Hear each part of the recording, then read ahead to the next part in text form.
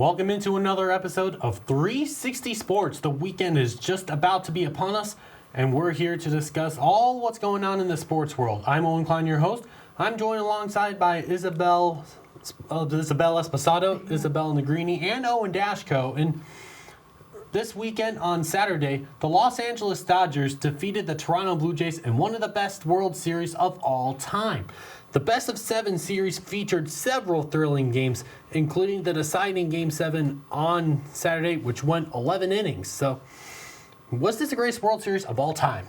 I wouldn't say that. I can recall the 2016 World Series against the Cubs and the Indians, and then the 2014 World Series against the Royals and the Giants being extraordinary. But I'm going to remember this World Series vividly as I'm grown up and can have real memories of them. So MVP Yoshi Yamamoto, he went off in 3 games this series. Very impressive. 3 wins, 17 and 2 innings pitched, 15 strikeouts, 1.02 ERA. I mean, he was a monster on the mound for the Dodgers, and a lot of players in the lineup stepped up for them. Miguel Rojas, Will Smith, Andy Pages had a big catch in Game 7 to bring it into extras, and this Dodgers team has a lot of championship DNA, and they showed it in Game 7. Do you think Yamamoto's performance is better than that of Mad Bum in that 2014 World Series? I wouldn't say so. Madison Bumgarner went off in 5 innings pitched when short rest in Game 7 to seal the deal in that World Series. Wow. I mean, but still, you have to credit. But still, I feel like Yamamoto's ability to go through games. He was warming up for Game 6, yet didn't go because the Blue Jays were able.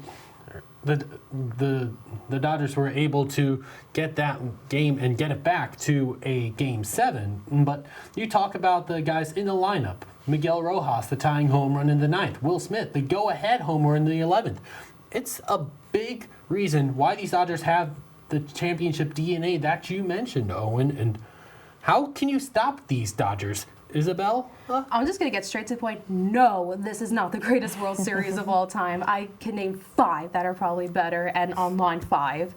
I will give Yamamoto credit. He definitely deserved that MVP. It's not like every day you see someone pitch 96 pitches and then come back the following and pitch 2 innings and basically win the game for the Dodgers, and also pitch a complete game in Game 2, which is rare now because the rules have made it harder for pitchers to pitch a complete game, and it's more of that traditional aspect you see in pitchers back then than now. And I want to be funny for a second and say that I think Will Smith is the golden boy when it comes to World Series, because apparently this is his 6th World Series win. He was with the Dodgers in 2020. 2021, it was the Atlanta Braves. The Atlanta Braves, Yes. Will Smith. And then it was the same Will Smith who was traded to the Astros. And then it was the Rangers. And then the next 2. And then the other Will Smith. Yeah, so maybe he's the golden boy. Maybe if he ever got on the free agency market, people will be like, yes, we need him. And another thing I'd like to bring up about Mad Bum, because you bring up the complete game that Yamamoto pitched in Game 2. He pitched another complete game in that NLCS, if I'm not mistaken. It was against the Brewers. And Mad Bum also pitched a complete game in the wild card game against the Pirates. So, Isabel, I want to get your opinion. Yes. Can the Dodgers be stopped? I don't think so, honestly, and it pains me to say that as a Phillies fan, but I think, they were just completely dominant this season. Their bullpen was just unheard of, led by MVP Yamamoto. I mean, they absolutely shut down every team, every best hitter in the league. They shut down Kyle Schwarber, that All-Star MVP. They just were very, very strong this year, and I think that's ultimately what led to the downfall of any other team that competed against them. I'm not sure anyone expected the Dodgers starting pitchers to perform as well as they did. I agree. Not just Yamamoto, but talking about Blake Snell, Shohei Ohtani, Tyler Glasnow. Yes. It was just an all-around great performance by that pitching staff. And Yes. some more history happened last night with Alex Ovechkin, 900th career goal.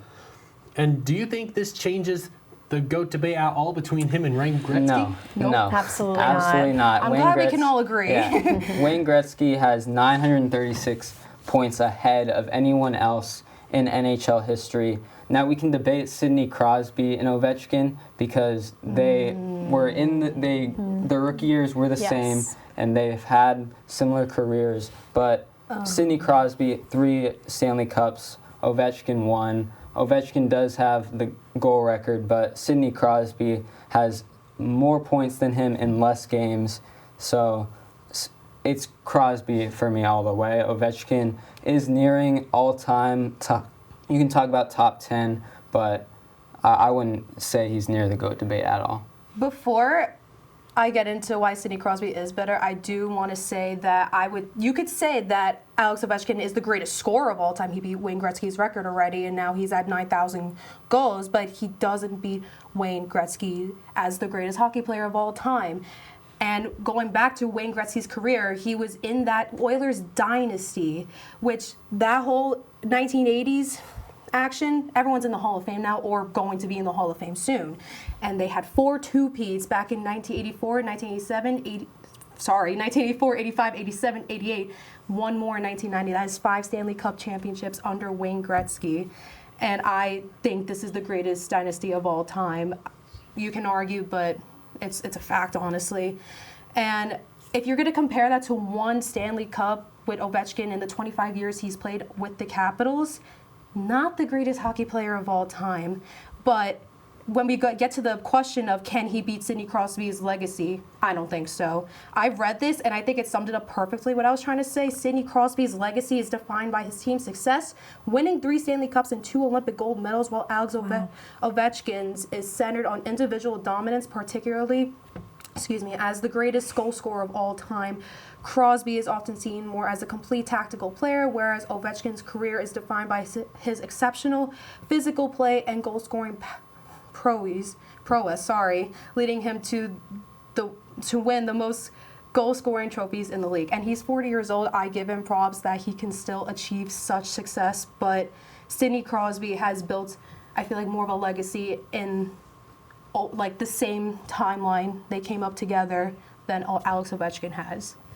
I would say, that's a very valid point. I still got to go with Gretzky. I think, the stats speak for themselves with over, close to 2,000 career assists. That just shows he's, an all-around kind of player. And he not only, helps himself and he gets those goals, but he's also, assisting his teammates and he looks out for them. So I think he's just a great overall player, but I know certainly a tough debate. And yeah, Alex is looking really good right now. So yeah, Gretzky, he's literally a 9-time Hart Trophy winner. That's the MVP and of the league. He did it 8 straight years. Incredible. Yeah. He was very consistent every season he's played, including when he even joined the Rangers. I think the biggest question is, will Gretzky buy Ovechkin that car? Remember when Ovechkin broke Gretzky's goal? I forgot about that. I mean, if Gretzky does give Ovechkin that card, then that car, at least I think there's an argument for an obvious debate between Ovechkin and Gretzky as the GOAT. But No. We can't compare the two. Honestly, we can't. And you guys talk about Crosby. Ovechkin and Crosby, they're playing against each other for the 99th time tonight. So look out for that. But be exciting to watch for sure. Yeah. From the ice to the hardwood, Russell Westbrook dropped a triple-double last night, 23 points, 16 rebounds, and 10 assists as the Kings defeated the Warriors. Do you think Westbrook will be able to help the Kings make noise in the NBA this season?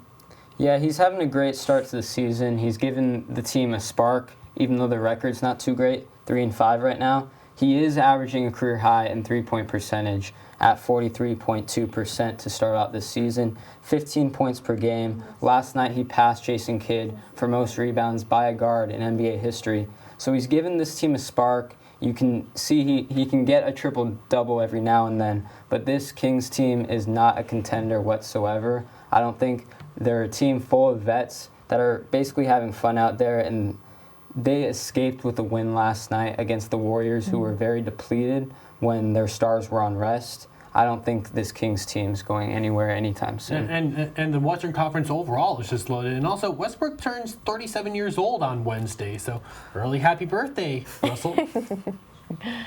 I mean, to be fair, he didn't play against Steph Curry, Draymond Green, and Jimmy Butler, so you can't really judge on how the turnout would be. That's your 3 best players on the Golden State Warriors, and then you have Russell Westbrook. The Kings, they're an average team. Like, I don't see the appeal about them. I don't see them going far. I mean, yes, Russell Westbrook has been good, but I don't think he's been better than Steph Curry, LeBron James. I don't think he's really made the top 10. He's probably going to retire soon. He's probably not going to be a top 10 best player of all time. I mean, he's a good player with no NBA championships. I think that's crazier. That's crazy to me. So anyone who's in that top 10 has at least, like, I don't know, like 5 NBA championships, maybe more than 3. But I'm not impressed. I'm not going to be impressed with, like, if the Kings are just going to be average, what's the point? It's not as important.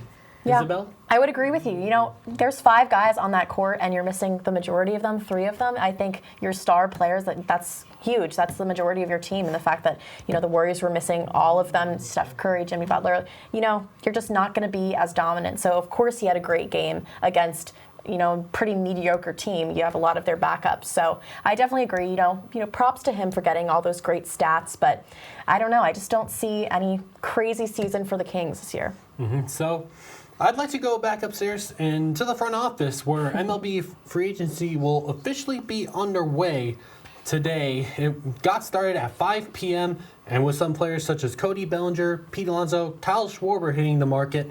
Some of them got qualifying offers like Schwarber and Kyle Tucker, but I want all of us to go to the board and give us a lock for one player heading into a specific team during the offseason. Daszko, let's start with you. Well, I got one. Mine is one of the names you mentioned. I got Kyle Tucker. He would be a perfect fit on the Giants. This team needs consistency hitting-wise in the lineup, and Kyle Tucker at right field would be a great addition for San Francisco. They have a rookie manager in Tony Vitello in his first year next season, and he'll need a veteran leader like Kyle Tucker to step in and be a spark for this team. You added Willie Adames last offseason. You added Rafael Devers in before the trade deadline this past season, adding a guy like Kyle Tucker to improve this roster in an NL West that is led by the Dodgers, who just went back-to-back. It's much-needed ammo to be a contender in the NL for the Giants. Wow, I'm very surprised you chose Tucker because you saw what the Devers trade. Oracle Park is one of the least forgiving ballparks for left-handed hitters for home runs, so it just doesn't make as much sense as some people think it may, Owen. Well, yeah, he was top 10 in on-base percentage, so he can get on base at a consistent level. And that's what you want in a ballpark if you're a left-handed hitter. Don't forget his defense, too. He's out of this world. I just think, though, he wants $300 million. Absolutely, he deserves it. He is amazing on both sides. Very, what's the word, like, high demand. And I don't think the Giants are a small market. I don't know if they could afford it. So that's gonna be up to who else wants Kyle Schwarber, who wants Kyle Tucker. If it's the Yankees, Dodgers are even looking for him, probably not. It's gonna be the Dodgers get him. It's gonna be competitive between those high market teams and the Giants who are on. Well, where the heck are you gonna play him? Because Shohei's your DH, Teoscar's in right field. Yankees. Well, Come on, get him. Well, why don't we get your pick, Isabella? Oh yeah, let's do it. So, hot take, and this is another universe. It's never going to happen, but if it were to happen, I would say Bo Bichette is a good pick when it comes to a free agency. He is now a free agent. Blue Jays, they're predicted to sign him back. He's never been on another team. He's been on the Blue Jays since 2019. And since that 2019, he's been batting over 290 average except for 2024, but still, very consistent player, very good as an offense. In this generation, amazing. He's a 2-time All-Star, 2-time American League player, and he's a fast runner, and that's very beneficial. I will say that there are some concerns with his defense, with his shortstop, but I can say that he's probably better than Anthony Volpe right now. And I think he has the time to work his way back up to a good defensive player. And I don't know. The Yankees will probably never get him. He'll probably never want to sign on to the Yankees. But if the Blue Jays sign him back, cool. But I think he's going to be a high demand offensively free agent pick.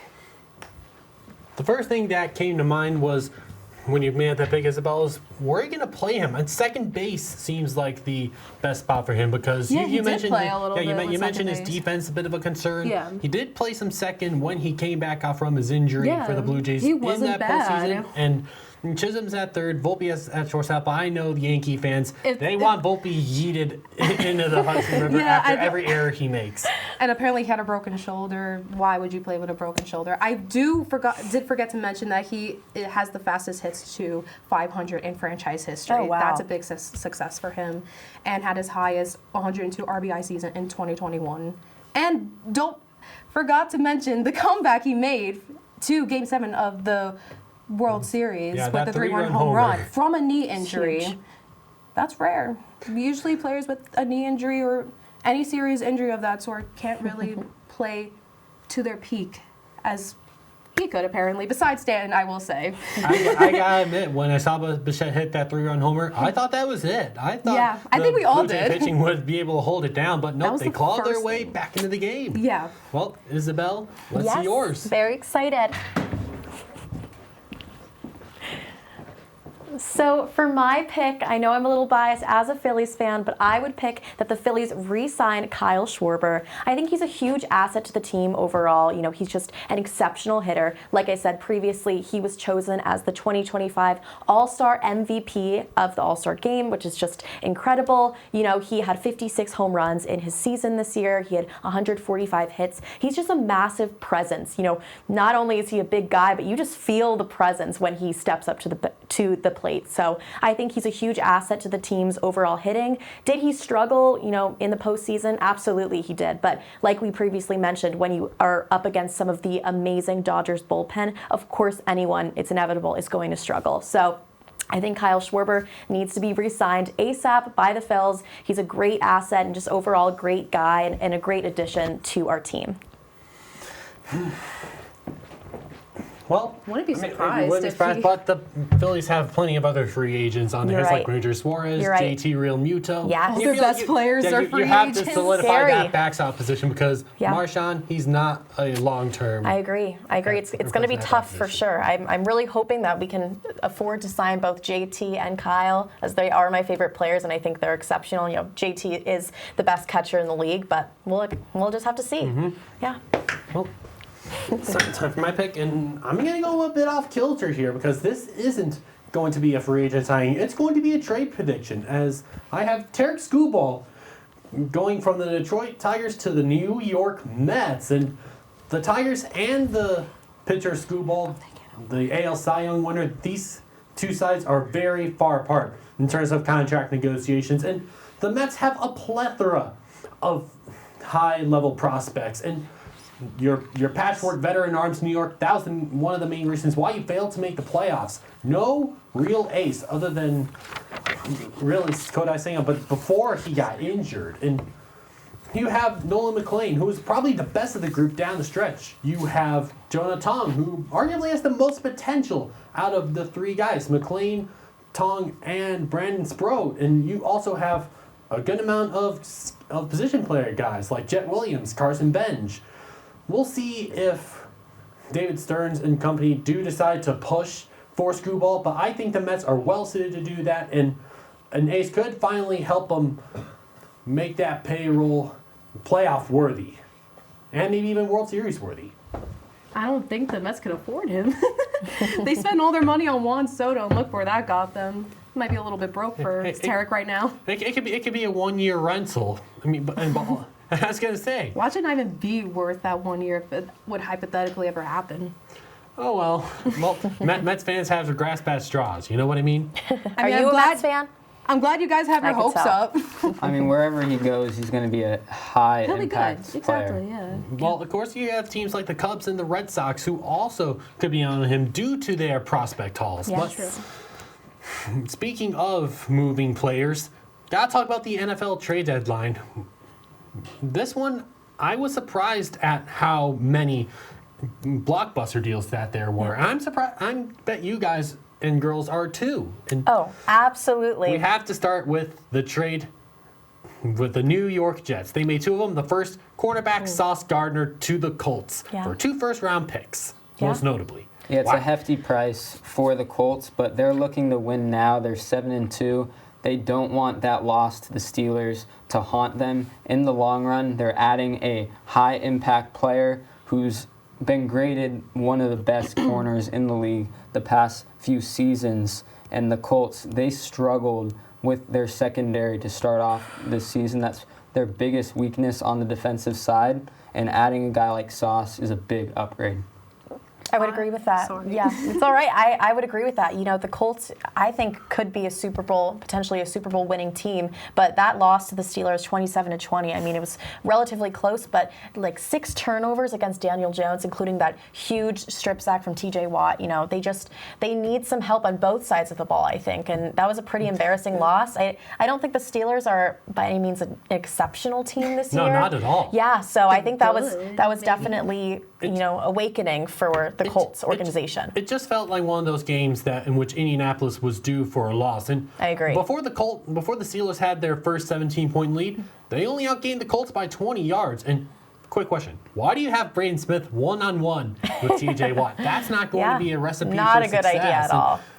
I expect the Colts to bounce back, and the Jets, the team that they traded for to get Gardner, they're in a big-time fire sale. Also shipping defensive tackle Quinnen Williams to the Dallas Cowboys for a first and a second-round pick. Yeah, the Yes. Jets are going to have a lot of ammo, draft capital in the next 2 drafts. They have 5 first-round picks. If they don't make any other moves, I don't think they would. Being in a rebuild and having a fire sale like this at the deadline, it's going to be great for that rebuild, and we'll see how they move moving forward. But I think this is kind of a loss for the Cowboys on the other side.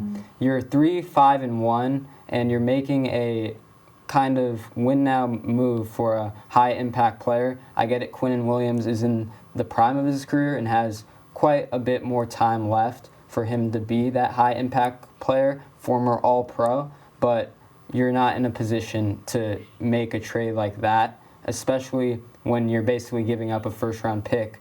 The same thing you're getting back for Micah Parsons. Why not just keep Micah Parsons? Yeah. I mean, I'm glad we mentioned the Sauce Gardner trade because that's the one that stuck out to me the most. I feel like not really anything else stuck out to me as much. But the 2 first-round picks and in 2026 and then the 3 first in 2027, what are the Jets doing here? Are they looking to they're looking to reset, I feel like. Yeah. I think we can all agree. Which I think they need a on huge that. rebuild, absolutely. And by the time, I'm thinking about this, by the time Arch Manning graduates, which would be 2027 year, I believe, Arch Manning to the Jets. Do you think Arch Manning has what it No. takes to be a franchise quarterback? I don't know. Look at Drew Aller. We all thought that he was going to be a franchise quarterback too. No. Just watch Mason Heinzel fall to the Jets. No, I was just imagining, how about Drew Aller to the Jets? Are they going to destroy him more? Aller has to go to the draft. He's in his senior season. Yeah. And Do you even think he's going to get Well, drafted? to be No, I fair, actually- Carson Beck stayed one more year into the college football. He was a senior last year. So he could stay one more year and prove himself. he redshirted. Yeah. Yeah, that's what I'm saying. Like, Drew Aller could do the same thing Carson No, Beck. he played the amount of games. He played too many games than you were required to redshirt. So you can't do that. And I'm just got a couple things. The Cowboys, I disagree with your opinion, Owen. They're loading up for Super Bowl 61. What? I'm actually a Dallas fan, and I would agree with that. You know, there's no excuse and no reason why we should be losing this many games when our offense is looking the way it is. Dak is putting up a historic number of yards this year. He's looking great, which is very contrasting to past years, I will say. But our defense is just struggling, and we need someone like Quinnen Williams to just absolutely be a monster I feel on the like field. they've become so predictable now. Yeah. Yes, they can make it to the playoffs. They're going to choke, though. If That's what they even a can, lot they of didn't make people it think. last year. Yeah, they If didn't make it can. last They year. didn't make it last Not year, looking which too was good. crazy. Partly because on of that Dak's one. injury. That's true. That's a Dak huge part. definitely is a staple for them. let's get one thing straight. I did not like this deal for those deals for the Jets. Quinnen Williams and Gardner, those were two players who were supposed to be part of that rebuild. But I'll just say this. If the Jets do not nail these draft picks, they're going to be the worst team in the NFL for like 5 years plus. They're already Yeah. the worst organization in history, probably right now.